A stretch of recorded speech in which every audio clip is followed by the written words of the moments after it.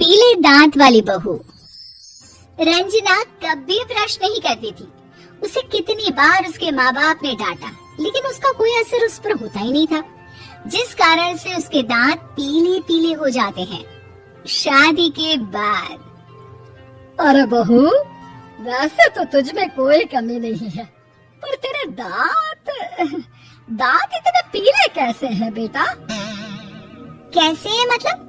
कोई सर्जरी थोड़ी ना कराई है। वो तो क्या नाम में ब्रश नहीं करती थी तो पीले हो गए। क्या करूं?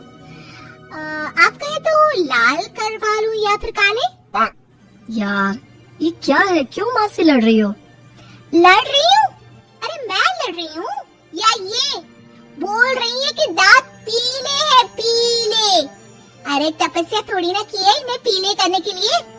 बकायदा ब्रश नहीं किया है 20 साल तक, तब जाकर। छी, कैसी बात कर रही हो? ये उस वक्त तो पीले नहीं थे जब हम लोग तुम्हें देखने आए थे। अरे तब साफ करवा लिया होगा डेंटिस्ट के पास जाकर। अब देखो कैसे पीले पीले लग रहे हैं। रंजना सास की तरफ गुस्से से देखती है। फिर शुरू हो गई पीले पीले पीले।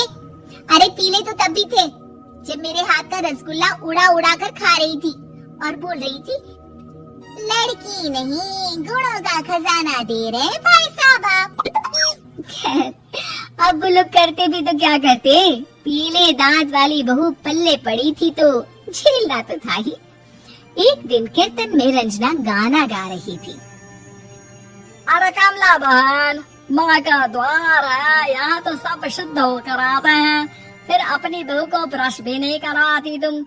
दूर से पीले पीले दांत भक्ति में बाधा उत्पन्न कर रहे हैं। और कोई 2 साल के बच्चे थोड़ी ना लेकर आई हूँ मैं बहू बनाकर। अच्छी खासी लड़की है, अरे कैसे करवाऊं ब्रश? ये तो उसे खुद करना चाहिए ना। अब माँ बाप तो इसके जैसे तैसे निपटा दिए, ये नहीं सोचा कि सास कैसे संभालेगी। सास बहू को लेकर घर आ जाती है, लेकिन सोच लेती है कि अब इसे लेकर कहीं नहीं जाएगी। अगली रोज बहू कहती है, अरे क्या हो गया, मंदिर नहीं जाना क्या? कीर्तन का वक्त हो रहा है। मेरी मधुर वाणी से कान्हा जी जागते हैं और सोते हैं। आप तो जानती है ना उनकी भक्ति में कितना मन लगता है मेरा। वो क्या है ना, तबीयत ठीक नहीं लग रही है मेरी, आराम करूंगी मैं। तबीयत ठीक नहीं लग रही?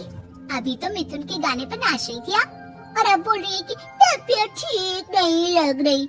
अरे भक्ति में मन लगा लो सासू माँ, ऊपर जाना है, क्या मुंह दिखाओगी आप? हाँ? सास को बहू की बात पर गुस्सा आ जाता है। मैं क्या मुंह दिखाऊंगी, इसकी चिंता तो ना कर, समझी?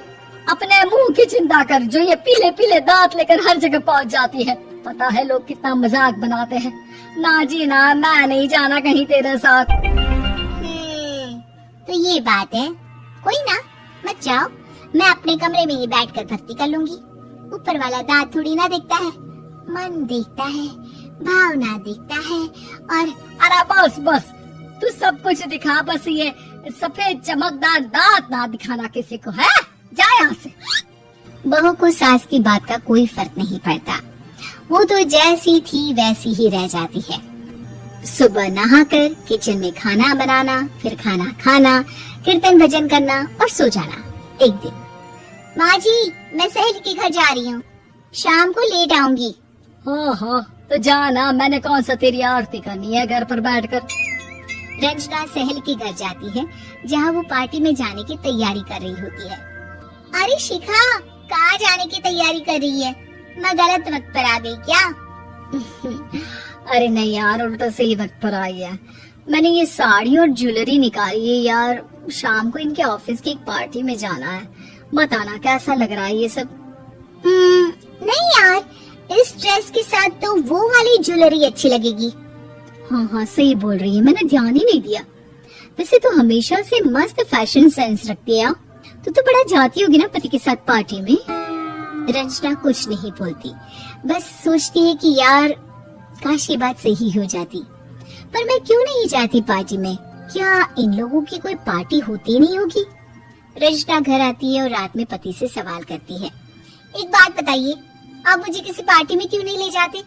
क्या आपके यहाँ ऑफिस में पार्टी नहीं होती? पति बेचारा क्या कहता कि दांत पीले हैं तुम्हारे इसलिए। अरे कोई पार्टी होती नहीं हम लोगों के ऑफिस में, तो कहाँ से लेकर जाऊं? और मार्केट, मॉल, कहीं वीकेंड घूमना, कहीं तो। अरे यार, सारे हफ्ते में एक छुट्टी मिलती है, तो सोचता हूँ कि आराम ही कर लूं। क्यों? रंजना मन मार के रह जाती है। पहले कभी सास के साथ मंदिर जाया करती थी, लेकिन वो भी सास ने ले जाना बंद कर दिया। घर बैठी बैठी रंजना बोर हो जाती है। तभी उसे आइडिया आता है और वो मायके जाने का सोचती है। सासू माँ, 2 दिनों के लिए मम्मी के घर जा रही हूँ। अच्छा ठीक है, आराम से जा। और हाँ, माँ से कुछ अच्छी आदत सीख कर आना कि कैसे शरीर के हर भाग की तरह दांतों की सफाई भी जरूरी होती है, समझी? शुरू हो गई ना आप? वो लोग आपकी तरह नहीं है कि छोटी छोटी बात का बतंगड़ बना दे। उन लोगों के लिए मैं मायने रखती हूँ, ना कि मेरे पीले पीले दांत। रंजना माँ को बिना बताए उन लोगों को सरप्राइज देती है, लेकिन जैसे ही वो दरवाजे पर पहुँचती है, अंदर देखती है कि घर वाले कहीं जा रहे होते हैं। अब माँ, काश रंजना दीदी के दांतों वाली प्रॉब्लम नहीं होती, तो वो भी हम लोगों के साथ चलती ना बुआ जी की बेटी की शादी में। हाँ बेटा, लेकिन अब उसे कौन समझाए कि उसको उसके पीले दांत नहीं दिखते, लेकिन उसके आसपास के लोगों को कितना एम्बैरेसिंग फील कराते हैं।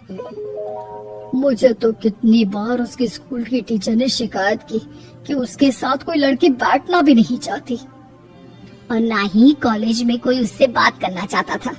लेकिन पता नहीं क्यों उसे ये बात समझ में ही नहीं आती। कोई कमी नहीं है उस लड़की में, बस यही कि दांत पीले हैं। वो तो भला हो जीजाजी और उनकी माँ का, जो दीदी को जैसी है वैसे ही रखा हुआ है। रंजना को अपने घर वालों की बात सुनकर बहुत दुख होता है। वो सोचती है कि वो क्या करे, लेकिन फिर वो सीधा डेंटिस्ट के पास जाती है, अपने दांत चमकाती है और कसम खाती है कि वो रोज ब्रश करेगी। और क्या हो गया? तुम तो 2 दिनों के लिए गई थी ना, पर कोई ना, अच्छा है, चलो आ गई तो। रंजना सास के सामने आकर खड़ी हो जाती है और पूरी स्माइल करती है, उसकी चमकदार दांतों को दिखाती हुई। है?